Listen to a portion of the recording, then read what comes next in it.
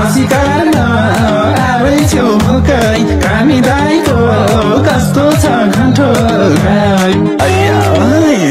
साला खाते बागमतीमा गएर मर फेरि तेरो काट दिउँला नि। नमस्ते लम्फोरु, welcome back after long time. अब यार तिमीहरूले कहाँ गएको थिइस् भनेर सोध्न त सोध्दैनौ, त्यही पनि म भनिदिन्छु यार। म यो आजकलको गानाहरू सुनेर डिप्रेसनमा गएको थिएँ अनि भर्खरै फर्केर आएको। सो लम्फोरु यार, आज हामी कुरा गर्नेवाला छौँ यो झपटे बोकाको भाइरल गानाहरूको बारेमा।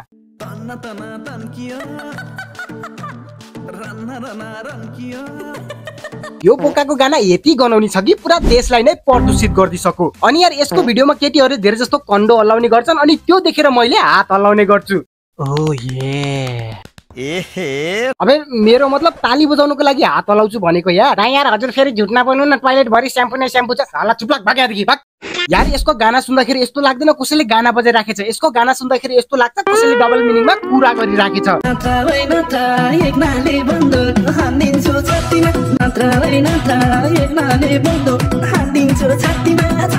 यो के भन्न खोजेको हो बे यसले?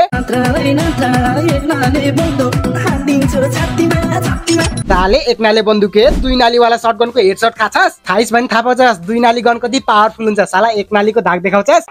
जरुरी सूचना इसका बॉयफ्रेंड सनरी नौजना भेट्न आउ रातिमा। अनि यार यो कुन तरिका हो बे केटीलाई राति राति भेट्न बोलाउने? ओइ माम पाखा पेलगाममा अट्याक गर्ने टेररिस्ट त यो पो रहेछ त। एक कसैले फोन गरेर भनिदियो त मोदीलाई।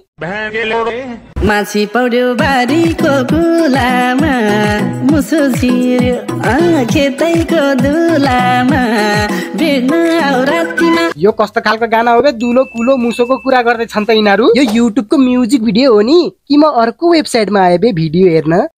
ओइ यो अहिले हैन पछि लगा, पछि राति हेरौँला। अनि यार यसको गानाको लिरिक्स त बबाल हुन्छ तर डान्स त झन्।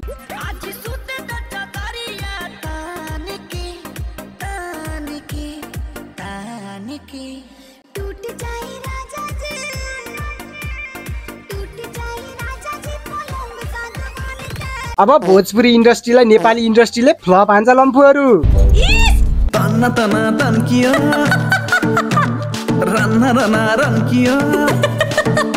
ए झपाटे यस्तो पर्सनल कुरा पर्सनल नै राख्नुपर्छ के? शिलाजित खाएर पावर आयो भन्दैमा म्युजिक भिडियोमा आएर सो अफ त नगर।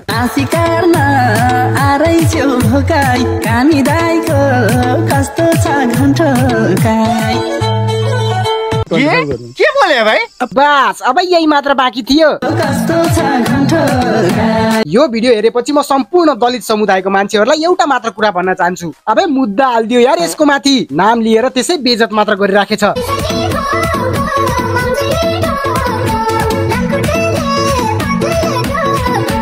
लामखुट्टेले टोक्दाखेरि यस्तो आनन्द आउँदैन नि नानी। भागेर जाने भनेकै बम्मै हो, जान परिहाल्यो।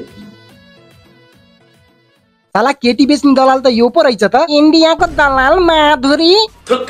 र लम्फोरु अब कुरा गरौँ यो आतंकवादी जस्तो देखिने झपटे बोकाको भाइरल सङको बारेमा।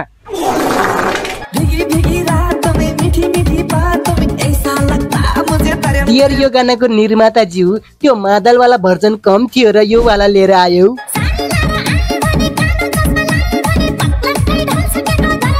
लम्फोरु यार यसको गानाबाट केटीलाई र डबल मिनिङलाई हटाइदियो भने यसको गानामा बाँच्ने भनेको यही हो, गधाको गु। अनि यार नेपालमा त्यो मान्छे हिट हुन्छ जसले ट्यालेन्टको नाममा हक छ। हुन त यार नेपाल हो 8 क्लास फेल भएको मान्छेले देश चलाउन सक्छ भने यो गधा जस्तो थुतुनो भएको मान्छेले म्युजिक भिडियो चलाउन त सकिहाल्छ नि।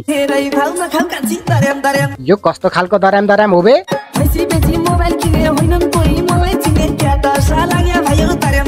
अबे गान्डु, आइफोन किन्दैमा कोही भाइरल हुने भए आइफोन किन्ने जति सबै त भाइरल हुन्थ्यो होला नि। भाइरल हुनको लागि पर्सनालिटी चाहिन्छ, ट्यालेन्ट चाहिन्छ। त जस्तो गान्डुलाई के थाहा?